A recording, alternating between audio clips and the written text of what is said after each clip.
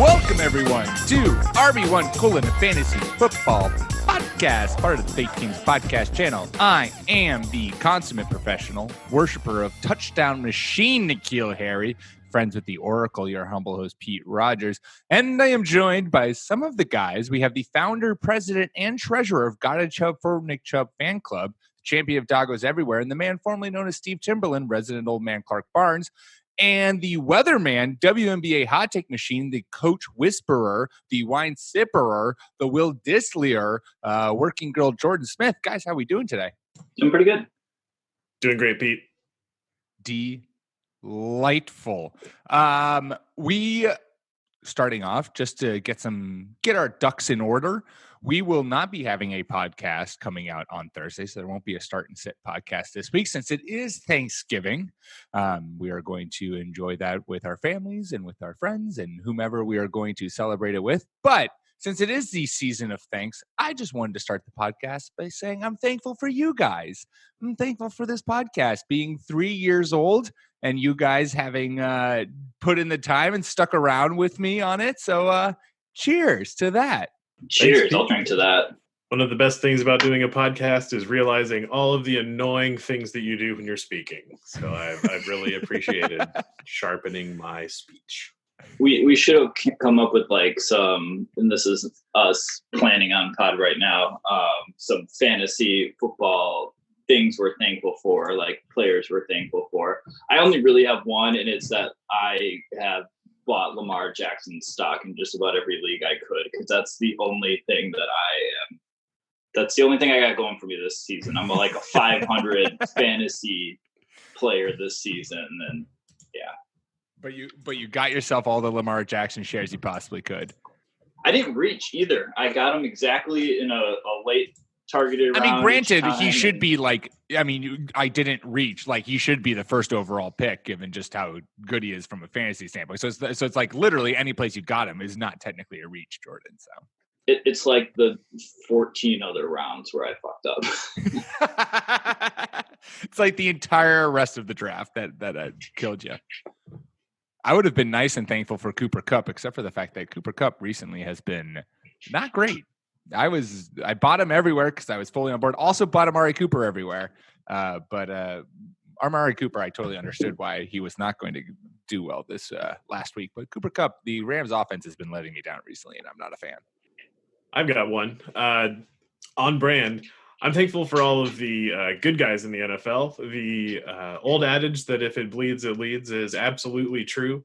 We hear a lot of negative talk about certain players in the NFL, and well-deserved. There are a lot of scumbags out there, but it's not everyone. And I'll just use the example of last night, Thursday night football game. The Texans managed to squeak one out against the Colts. Hopkins caught a touchdown and handed the ball to his mom, who, this is well publicized. I don't know DeAndre. I'm not divulging any secrets. She lost her sight because of a domestic violence incident, and I know that DeAndre Hopkins has done a lot for that and just seems like a nice fella. And there's just lots of those guys out there in the league. So while we're railing against the jerks, let's not paint with too broad of a brushstroke. And I'm thankful when people are kind human beings. And so let's celebrate that. Amen. It's always nice to have a guy that you can like genuinely root for, who just seems like a good dude, like DeAndre Hopkins. Lamar Jackson is even one of those guys, just somebody who's just an all-around good guy, and you're like, oh yeah, I'm glad I can root for him without being like, oh, should I even have this guy on my roster, or like, what's going on here? So, well, let's get right into the rest of the show then. We've got obviously week 12 tidbits that we're going to hit on, where the fantasy playoffs are starting for most everyone in week 13. So we're going to give you some fantasy playoff hot takes. And then week 13 waiver wire ads. But of course, as we start every Tuesday show with week 12 fantasy football MVP, Jordan, let's start with you. Who was your MVP for this week? My MVP is... You can't say Lamar because he hasn't played yet. It's not. I definitely had to go outside of the box this Clark's week. predicting. Clark's like, retroactively, I'm saying it's Lamar. My MVP this week is Doug Marrone, the head coach of the Jacksonville Jaguars. Why? because they were getting thumped by the Tennessee Titans. They lost by 22, but it felt like they were losing by 42 the whole game. They just could not stop Derrick Henry, who, again, late season is like a boulder rolling down a hill. November, December, Derrick Henry versus the Jaguars is the best running back in NFL history. Yes. With that said, the Jacksonville Jaguars had absolutely no business running the ball with Leonard Fournette, but God bless Doug Marrone. He did it anyway. Leonard Fournette finished the game with 24 carries for 97 yards, even adding on to Nick Foles' 48 pass attempts. So Leonard Fournette found the end zone twice. And what was awesome, too, is that Leonard Fournette managed to grab 9 catches for 62 yards. Like, Leonard Fournette should have been pretty much a dud, a 0 this week, because Jacksonville was playing from behind the whole week. But Doug Marrone, man, he stuck to that game plan, and he just ran the ball as much as he could. Respect to the MVP, Doug Marrone. Clearly, Doug Marrone had Fournette on his fantasy team, and he was like, all right, this is the week that Fournette's touchdown drought ends, and I am just going to force feed him until he eventually falls into the end zone. And what do you know? He does it twice. He had him on his fantasy team. He had him in DraftKings. He had the over for total yards for Leonard Fournette. He had everything. He made it all work out in his favor. It's like, I got to get something out of this season. I already spoke to my guy, but my MVP for this week is aforementioned late season Derrick Henry, who anytime he plays the Jaguars, somehow, some way, he just puts up, he is without a fail will get you like 170-yard touchdown rush. It just happens every single time he plays the Jaguars. And I was doing my top 5 plays for last week, like I do every week. And I had Derrick Henry as one of my guys. And I was doing research on it. Derrick Henry, in his career against the Jacksonville Jaguars, he's played, I think, 7 or 8 games. Well, I think this is now his 8th. He's averaging 80 yards and a touchdown against it. That's like his baseline average. He plays the Jaguars, he'll get you 80 yards rushing and a touchdown baseline, which is just incredible to me. So Derrick Henry takes my MVP for this week. I think, is Derrick Henry the best Alabama running back of all time? I know I only think of Mark Ingram off the top of my head. Is Mark Ingram the only other? I'm looking at a list right now. It's pretty impressive, actually. So Mark Ingram, there's Sean Alexander, who we can't forget was a stud. Yeah. Josh Jacobs currently, Eddie Lacy, of course, he had pour some out for Eddie Lacy. Pour some out. Kenyon Drake, not out of the conversation just yet. Trent Richardson, way out of the conversation. He's definitely at the top. I would say it's him or Sean Alexander. I would agree. Clark, who is your MVP for the week? So I am going to proactively vote for my man, Lamar Jackson, fantasy MVP. Everyone listening to this Tuesday will see that I'm vindicated. Lamar Jackson putting up a huge performance in primetime on mute on ESPN. It's going to be fantastic. Consolation prize, fantasy MVP, Kyle Shanahan. Everybody got to see the Niners. I know that they're not in a lot of primetime games this year, but I have fawned over that offense for years, even back to my love of Gary Kubiak getting it done with old Matt Schaub back there. They are just so much fun to watch on offense, and their front four this year on defense is making everyone else look good. I'm not overreacting to them beating the Packers, who I think who are a good team, and they just had a bad game. But gosh, man, it's San Francisco has paid their penance for being so good for so long, and now it's nice to have them back in the conversation, and they are just exciting to watch. I like this theme of giving coaches fantasy MVPs. I like it. We're starting something new here. Second place. That's as high as I can go right now. We denigrate a lot of coaches for not putting the ball in the areas in which they should. So it's nice to flip that on its head and reward people for at least helping the fantasy community out with their terrible decisions. When George Kittle and Deebo Samuel get you touchdowns, you have to celebrate the fact that Kyle Shanahan was able to game plan the guys who you wanted to get points, got points. If only, can we get Jordan, can you use your influence on the Packers to get Matt LaFleur to just give like 13 to 17 targets to Devontae Adams every game? That would be great. Yeah, it would be nice if they had like a legitimate person that could play opposite of Devontae Adams, so he's not like just shadow covered the entire game and double teamed. And I was looking at some stats today because I was heavily disappointed. One of my friends brought up, Des Bryant is very much still a free agent, and I'm like, no, we don't need Des Bryant. We already have a big wide receiver who cannot catch, and it's Marquez Valdez-Scantling, who's got a 55% 51% catch rate this season, and he's not even getting the ball that much. That's not great. He should be at least catching the one or two balls. Anyway, I'm not upset. Let's move on. Let's move on. All right, so there you go. Week 12 MVPs, and now it's time for Week 12 tidbits. And we'll start with Chris Carson's season of fumbles finally catching up to him, as it took 7 fumbles for Pete Carroll to decide that maybe Rashaad Penny should get a look at the Seahawks backfield. And what do you know? Penny took off against the Eagles for 129 yards and a touchdown on 14 carries. He's likely going to be this week's most popular waiver wire ad. So, Jordan, the natural question is, do you think this backfield is now officially his? I mean, you can add Rashaad Penny, like, just to take a flyer on it. If he's still available, I feel like he might have been sitting on somebody's bench, possibly, if you were smart, as a handcuff. But it's just Pete Carroll, man. He does not give up on his running backs when he declares them a starter. So I don't think we've seen the last of Chris Carson, unfortunately. Yeah, I'm on the outside looking in the fantasy playoffs in a big league, and did the 0 RB thing, and it worked great. My wide receiver core is awesome, and my linchpin Alvin Kamara has been having a tough year. And so I picked up Bo Scarborough last week, did okay. More on that in the tidbits, or we can dovetail into that. But I need something. And no, I do not trust Pete Carroll at all. I'm going to channel my inner Nick here. Oh, good. Sunshine Pete is an asshole for fantasy owners. I'm sure as a man, he's fine, not disparaging the person, but just for fantasy owners. So I've seen all of these articles of like, Rashaad Penny set to get more. No, we have no idea. We remember when we said this earlier this season and it didn't happen? Do you remember the 3 times that we've said that earlier this season and it didn't happen?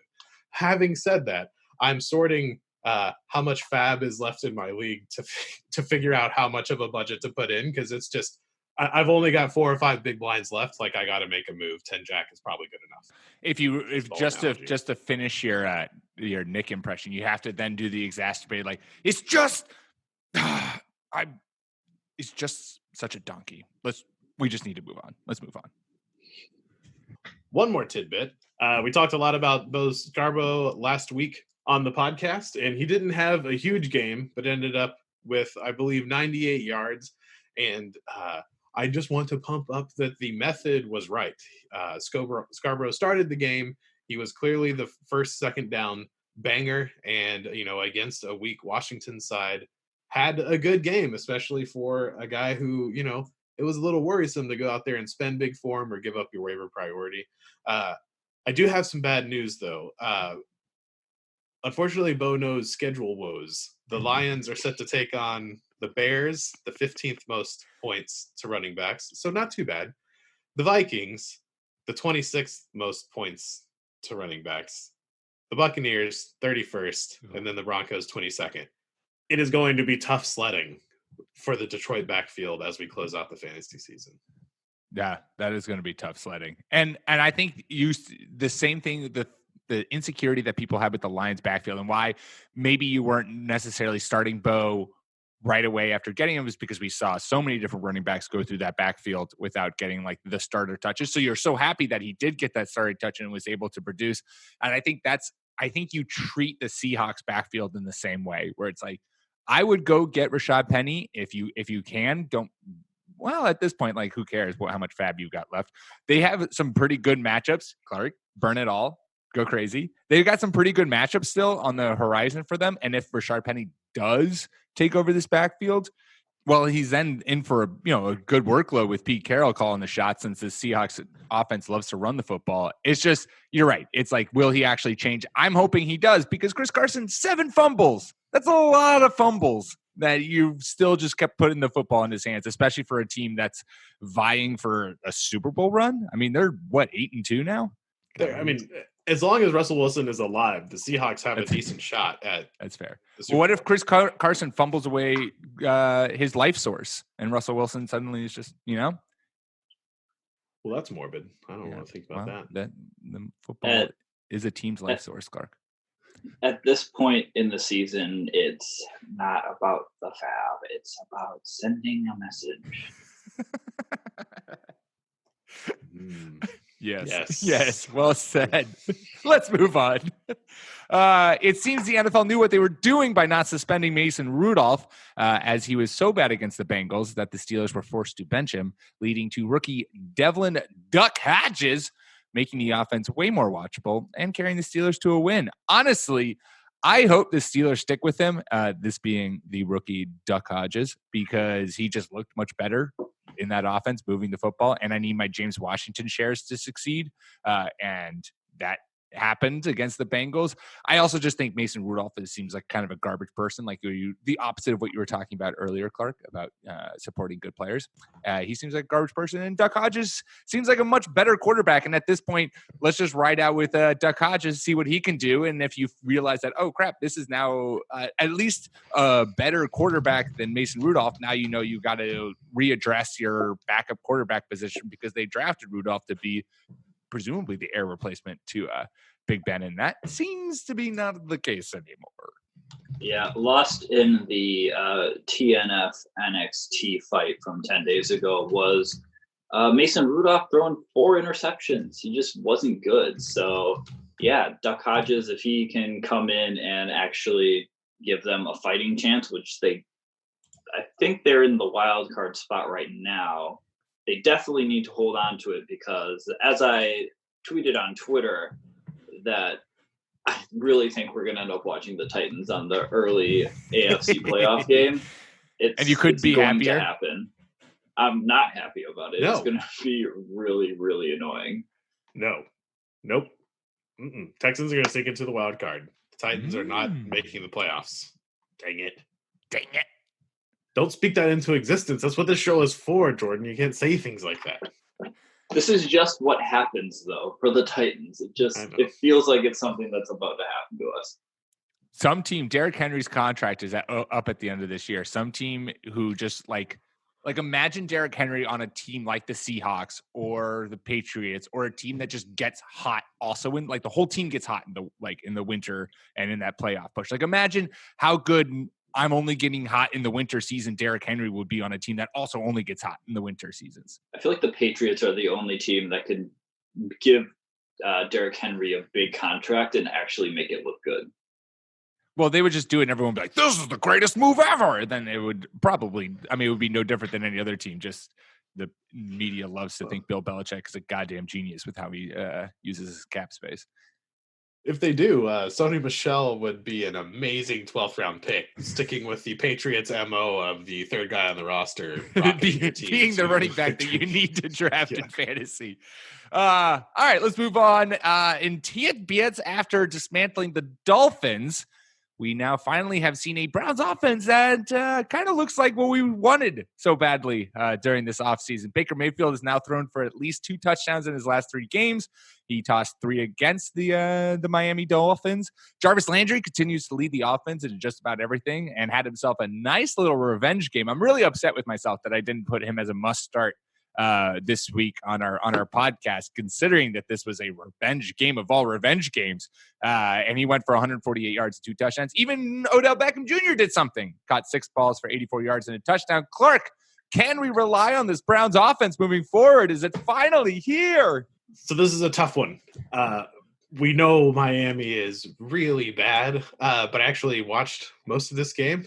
You're welcome. The things I do for the podcast. This guy. And Cleveland was up 28-0 in the first half. So the score is a little misleading, thinking that the Dolphins were actually able to do something. it's going to be a tough couple of weeks coming up for the Browns. The Browns have the Steelers, who are pretty tough, but then things get a lot easier for the old Brownies. They host the Bengals, travel to Arizona, and then host the Ravens. So I think that we can see a bump from the Browns here. They have so much talent. It's just been ineptitude in play calling, which, boy, lots of procedural penalties and just kind of those really embarrassing penalties for a head coach who's running the offense. But we're seeing the talent that we expected to see at the beginning of the year start to come around a little bit, and the schedule is much softer for the Browns moving forward. What's interesting with the Browns and over the next couple of games too to watch out for is that David Njoku was eligible to come back this week, but he didn't. So he could be on the field next week, returning from, I believe, just a broken wrist and the concussion, which was like 2 months ago now. But he could be good to go, adding another weapon to the offense, and it could be running at least full capacity. The coaches might, hold it back a little bit, but with him and with Kareem Hunt adding a little interesting dynamic there, it could be pretty fun. Yeah, Kareem Hunt, I would be interested to do a deep dive into this, because I'm wondering if one of the reasons why this offense didn't look so good through the rest of this, I can understand why you would construct a game plan with the players you think you have, and then if one of those players you don't have, it could throw a wrench in your offensive game plan, because the offense has looked so much better once Kareem Hunt has been back into the fold, just giving them that other weapon out of the backfield to go with Nick Chubb. And I have to give Freddie Kitchens credit. I mean, we love to shit on him occasionally on the show, and you just wanted Odell and Jarvis to go off this year, and they haven't really, especially Odell. But I have to give Kitchens credit for still keeping Nick Chubb a very fantasy viable running back, even with the addition of Kareem Hunt. I was petrified that Kareem Hunt's addition to the Browns backfield would suddenly shut down Nick Chubb from any kind of fantasy consistent value. But Nick Chubb, unrelenting, will continue to get you fantasy points until the end of days. All right, finally in tidbits, the moment we've all been waiting for. The Bengals are starting Andy Dalton again. Yep. And that was week 12 tidbits. Before we get to fantasy playoff hot takes, we're going to take a quick ad break. All right, we are back, and it is time.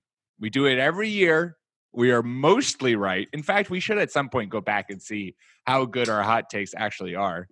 Never look back. Never look back. Just throw it out there and move on. Except for when you're right and someone said you were stupid. Then we'll look back. Yes, Wayne.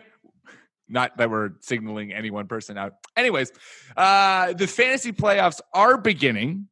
For most people, week 13, week 14 at the very latest, but week 13 is when most playoffs start. And as such, we love to look through them, look through the rest of the year, and give some very, very hot fantasy playoff hot takes.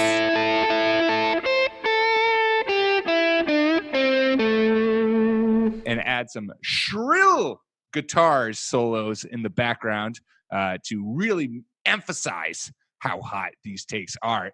Clark, why don't we start with you? Give us your first hot take. So I'm going to double down on a prediction that I made last week. It is Sony Michel time for the Patriots. The Patriots-Cowboys game, I saw on Twitter, didn't get to see the game live. Questions about, are the Cowboys going to make some coaching staff moves or change things? I feel like that's only a question that people who didn't watch the game would ask. No. The Cowboys, they made a lot of mistakes, and the Cowboys made a lot of mistakes and had things not go their way, and that seems to happen a lot against the Patriots. So giving credit where credit is due.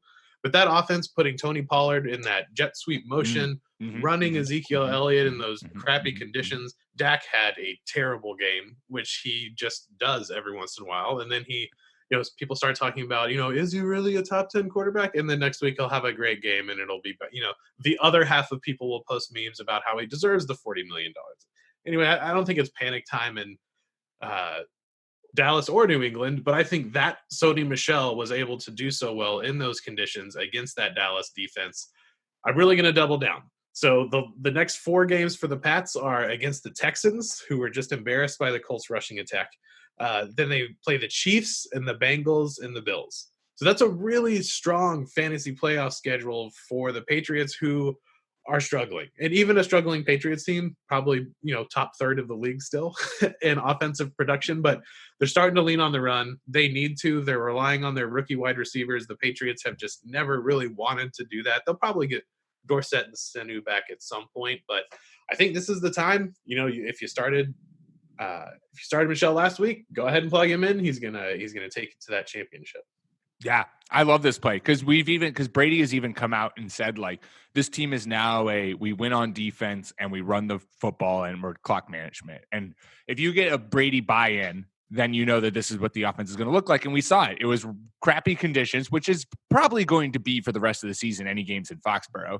But the Patriots are going to want to just run the football down their opponent's throats and then play completely stout, shut down defense, which is what they can do. And so Sony Michel clearly has a handle on that backfield. James White saw nothing that game. Rex Burkhead had 3 carries. This is Sony Michel's backfield. The matchups you pointed out are all terrific.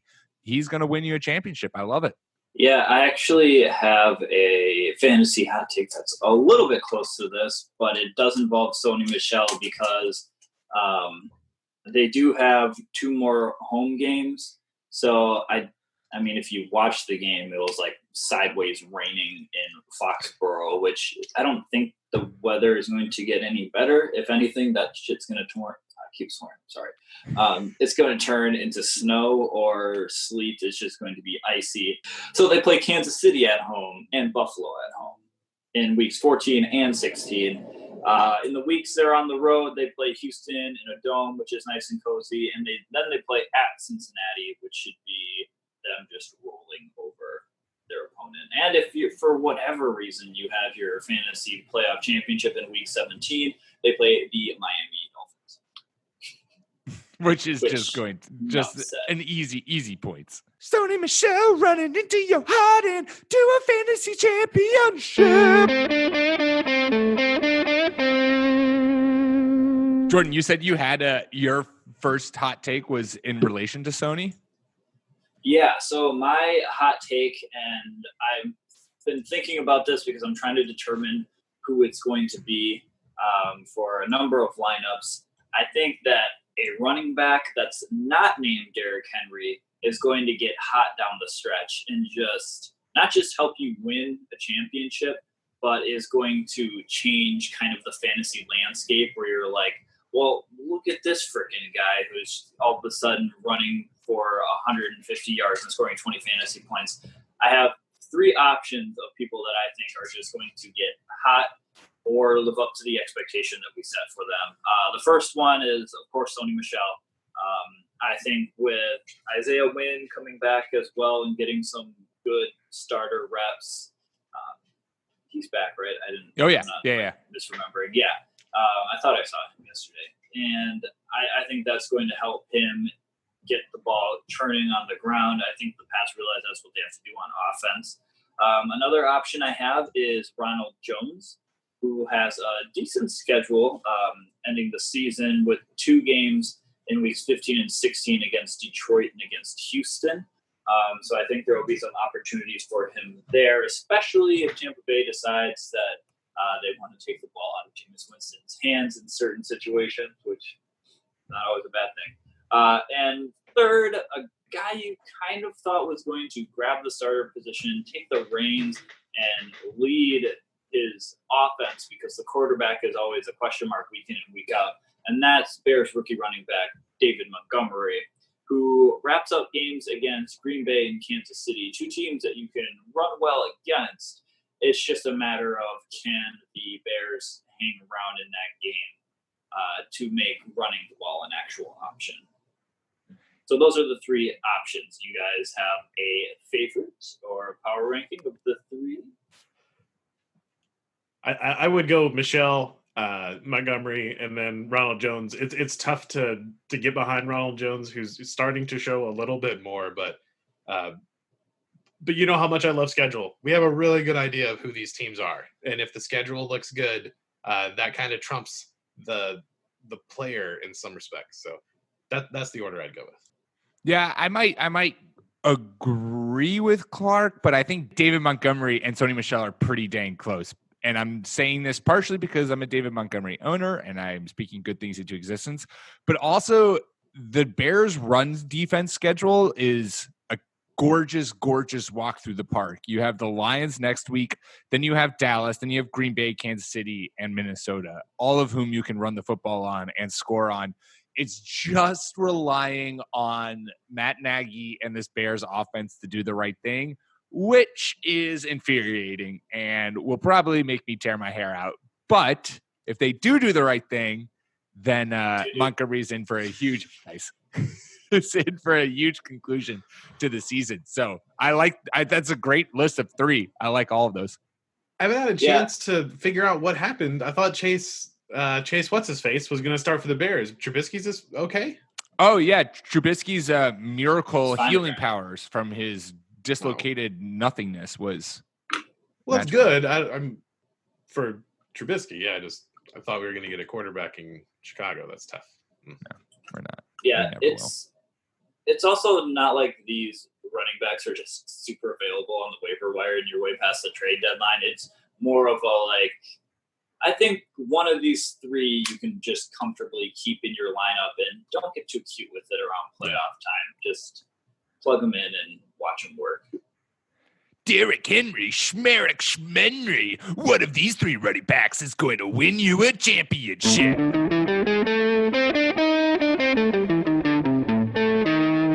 All right, so my first hot take for the playoffs, from week 13 onward, Ryan Tannehill will be a better fantasy quarterback than Patrick Mahomes and Aaron Rodgers. Get the fire! Since he's taken over the starting job for Tennessee, he's scored 2 total touchdowns in every game he's played. He's averaging almost 40 yards per game rushing in the last 3 games, which gives you that nice boosted floor with a rushing quarterback. Only Lamar Jackson has scored more fantasy points than Ryan Tannehill in that span of time. He has the second easy schedule for quarterbacks the rest of the way against the Colts, Raiders, Texans, Saints, and then Texans again. So Ryan Tannehill is walking into a very nice schedule and has shown that he can get fantasy points with the MVP of the fantasy season we've all decided and agreed upon. Meanwhile, it's been a bumpy season for Mahomes. He's had injuries and has struggled to meet the expectations that we thrust upon him after throwing for 50 touchdowns last year. He's got the third hardest season rest of the way. Raiders, Patriots, Broncos, Bears, and Chargers. Pats, Broncos, and Bears are all top 5 in fewest points to quarterbacks. And the Chargers held Mahomes to 182 yards and a touchdown and interception back in week 11. Meanwhile, the Packers offense clearly has some things they need to work through after the Sunday night game against the 49ers. Great defense nonetheless, but that offense has some things to fix. It's 3 games in a row now that Rodgers has thrown 1 or fewer touchdowns, and they have the 6th hardest schedule rest of the season. So it might be very difficult for you as a Patrick Mahomes owner to say, well, I'm going to bench Mahomes for Ryan Tannehill. But if you are an Aaron Rodgers owner, I would heavily encourage you to go get him off the waiver wire, bench Aaron Rodgers, because Ryan Tannehill is going to lead you to a fantasy championship. That is a hot take. I always can tell when my takes are just too out of the stratosphere. When there's a long pause and Clark just looks and goes, that is a hot one. No, you know what? I believe in Ryan Tannehill. I always have. Even back to his days in Miami, I thought he just kind of may have drawn a little bit of a short straw, but I thought if the right situation presented itself, and of course he might just be a bench player coming in and getting hot at a really good time for the Titans. That could also be true.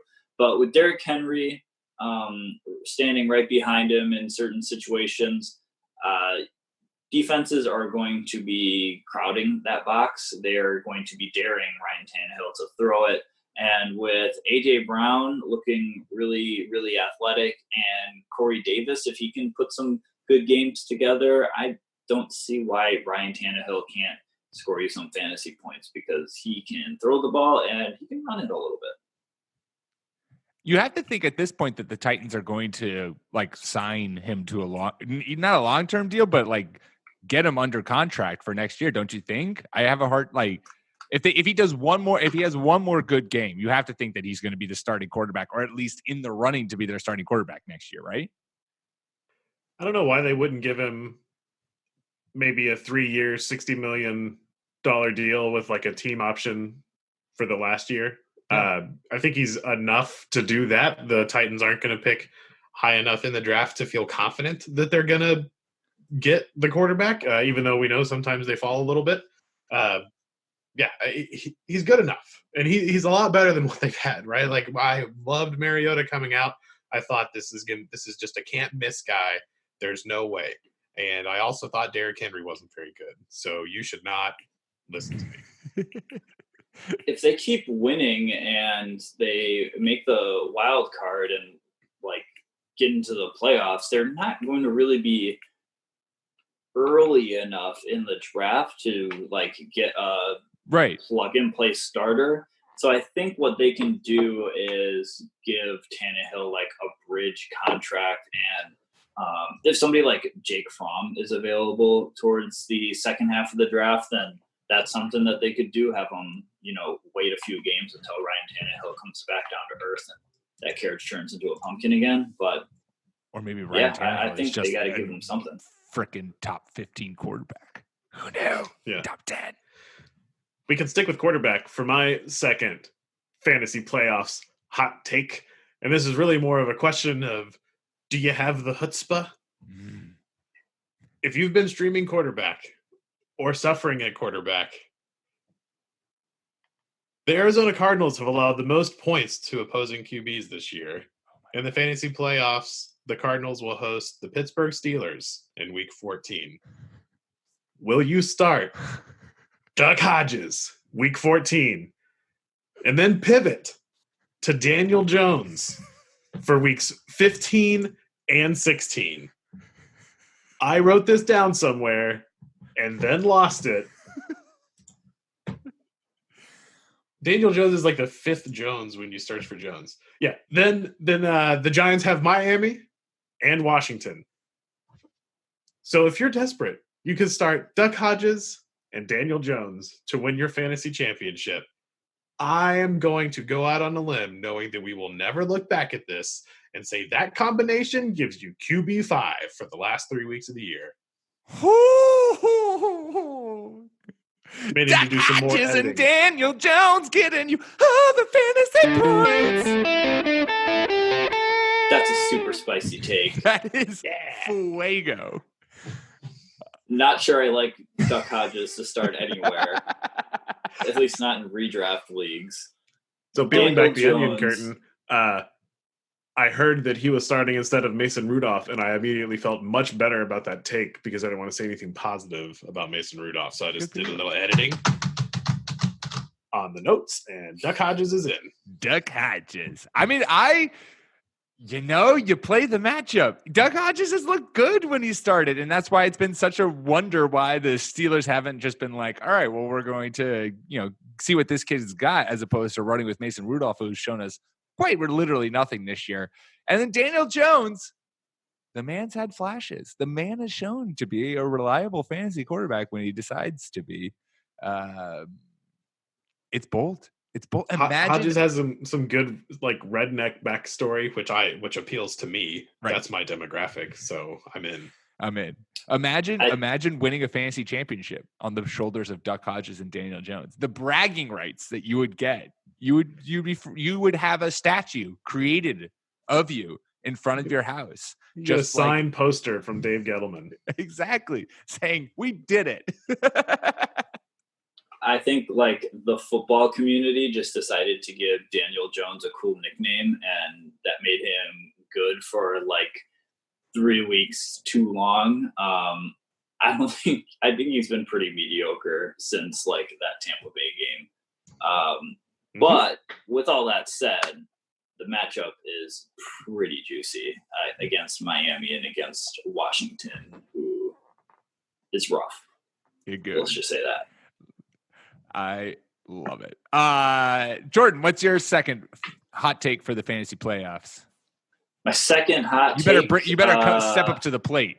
Clark has set the bar high. You need to burn this motherfucker down. We are keeping it with a theme of quarterbacks. I was worried when you guys both said something that I thought you were going to take mine.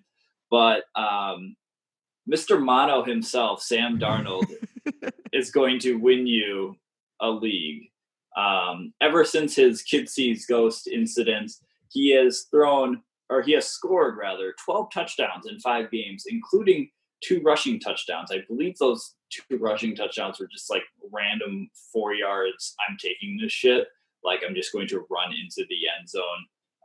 He's just taking what the defense can give him. He's getting hot a little bit earlier. I think if you guys remember last year towards the tail end of the season, he started to get a little bit hot. So I think maybe he's starting to do that again, this time starting a little bit early. He has remaining games at Cincinnati, against Miami, at Baltimore, and against Pittsburgh. So he has 4 AFC matchups, 1 divisional game. I think a blend of soft and fairly okay defenses. Baltimore and Pittsburgh they can be good when they want to be. But I think being home against Pittsburgh helps them slightly. And yeah, I just like Sam Darnold putting up points since that terrible New England game. He did not fold. He has been great, and I have him in one redraft league, and I haven't dropped him, even though I'm not going to play him over Lamar Jackson because I don't want somebody else to get him. That's how much I value Sam Darnold right now. I like it, and I like the quarterback takes. In a lot of leagues at this time of year, that's when I start dropping my backup quarterback unless I really like the schedule. So a lot of these guys are coming available, whereas if you play with a bunch of old ninnies like I do, everyone likes to roster 2 quarterbacks, even though it's a 1-quarterback, 12-team league. So lots of options going into the fantasy playoffs. Yeah, and we've talked lots about the Jets' offense and their stretch of things to do. I also stretch of games to play, things to do. Whatever. I like Robbie Anderson as well with Sam Darnold. As Sam Darnold is peaking, Robbie Anderson has peaked as well. And with that, again, same games. They're all things that you can take advantage of in the passing game. And I think Robbie Anderson has some big plays still in his repertoire that he'll be able to bust out towards the end of the year to get you some wins. Yeah, the pass catchers have been really good. That includes Le'Veon Bell. And just speaking to the quarterbacks as a whole for fantasy, I think it's kind of, you got to be an authority in letting people know that, hey, sometimes you just got to not play this person based on name recognition. Like you mentioned before, Aaron Rodgers isn't having a very good fantasy time right now. Tom Brady hasn't had a very good fantasy season. Tom Brady hasn't had a good fantasy season since like 2007. Tom Brady has never really been a fantasy quarterback except for a couple seasons. Phillip Rivers is having a rough time right now. So it's like those guys who have been like, oh, I can't bench them. Like, it's Phillip Rivers, like he's going to score me some points. You just got to cut ties with the name recognition. Just look at the numbers, and some of these guys are going to be putting up better numbers than the consummate plug-in week-to-week starter. Just like his spleen, Darnold's going to inflate your fantasy score.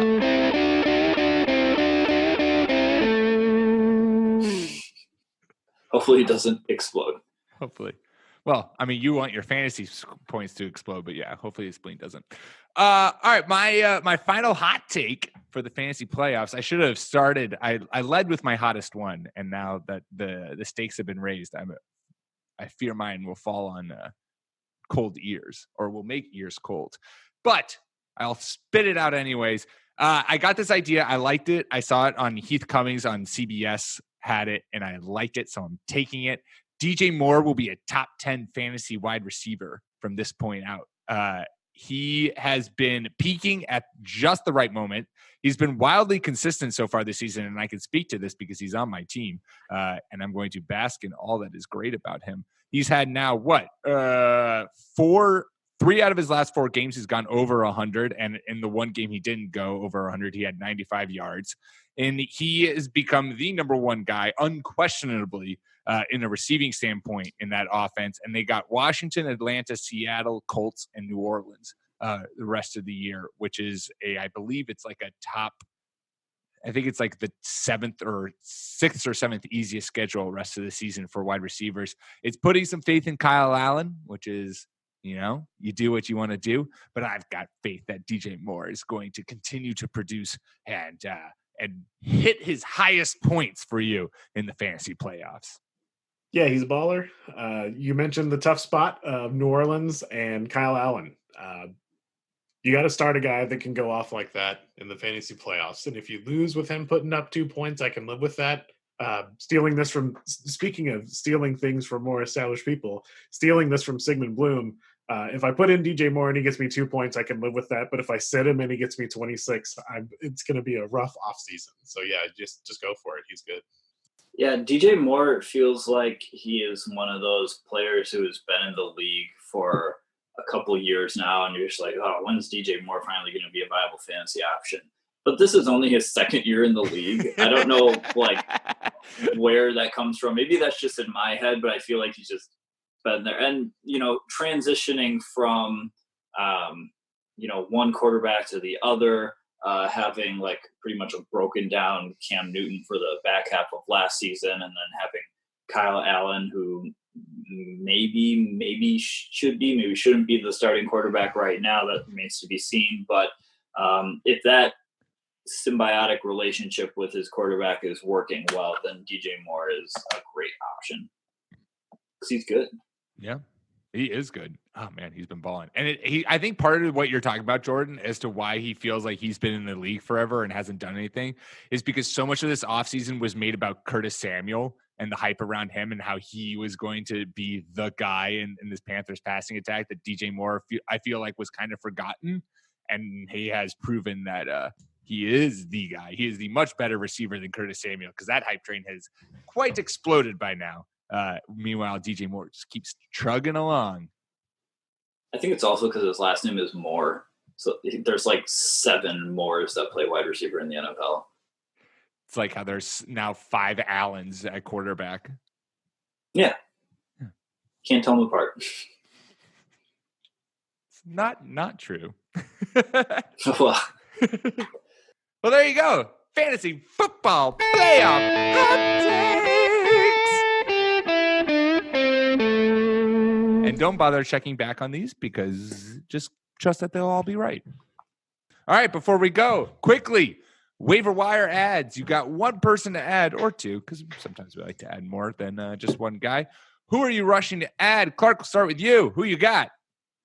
Not rushing. I had a tough time with this assignment this week. Casually walking. So I lazily made my way to the podium and nominated Jack Doyle. Eric Ebron went down with injury, and Doyle is not fantastic, but he is solid, and the Colts moved the football. So with the barren tight end landscape, I'm just going to continue taking shots at some tight end. Not named Kyle Rudolph, who's killing it. The best tight end in fantasy football right now. That's right. Jack Doyle is low owned, likely available, and Ebron's out for the year. So maybe a little more opportunity down there in Indy. Jordan, what about yourself? Yeah, I wrote down Jack Doyle. So 44% owned in ESPN leagues, and it's just part of my unending quest to own every single tight end in fantasy football this season. So beautiful. I got 2 guys who I like. One, Benny Snell. He came in for the Steelers last week, or this past week, and ran really well. He was coming off of injury. He got the ball 21 times for 98 yards and led the backfield in a big old way.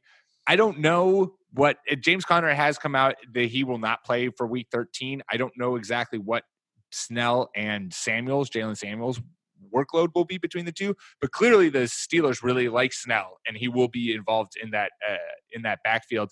And they've got games against the Browns, Cardinals, and Bills coming up. So those are all really good matchups to take advantage of.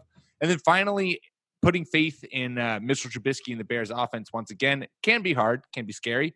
But Anthony Miller has received 20 targets over the last 2 games. He had 9 last week against the Giants. He caught 6 of them for 77 yards. If you're looking for kind of a flex, maybe wide receiver 3 or 4 option, if you're playing in a deep league, he's only owned in 12% of Yahoo leagues. he could be a guy who's seemingly suddenly now becoming a more vocal part of that offense, and was someone who at the end of last season was getting a lot of hype and going into this year. It hasn't quite lived up to it yet, but maybe now finally things are trending his way. James Conner seems to max out at 14 regular season games a year. And Anthony Miller, just another one of those second-year guys who just might be connecting some pieces together. So that's good. I like the Snell pick. We've seen production from the Pittsburgh backfield relatively steadily, even through the tribulations of Mason Rudolph. And since Duck Hodges is going to come on the scene and win you your fantasy championship, why not have the old Snell cow in there? Nailed it. You heard it here first. This guy, you heard it here first, indeed. Well, there you go. Awesome.